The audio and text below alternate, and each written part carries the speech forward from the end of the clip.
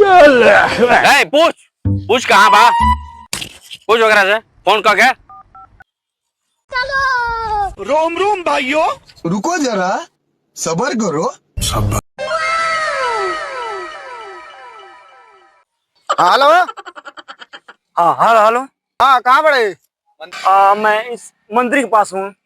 अरे मंदिर के लगे भाई, तो मंदिर के लगे इधर लेफ्ट वाला रोड बनाओ, कोची पकड़ कर सीधा आओ जो। हाँ हाँ हाँ जी हाँ। हाँ सीधा आओ। बोला वगैरह के। ठीक है ठीक है। हाँ पूछ वगैरह से पैसा ले ले बाकी ना। नहीं पैसा ले बड़े। हाँ हाँ नहीं पैसे लिया हूँ, पैसे लिया हूँ, मैं आ रहा हूँ।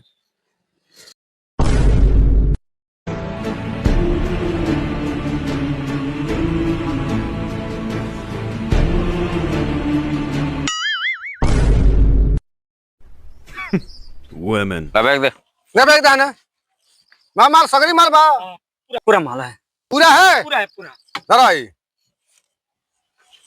कितने बोला बा? काको। हाँ पूरा पैसा है, पूरा पैसा है पूरा। हमारा और ही चाहिए। और भी दे दूंगा भाई। दे देगा?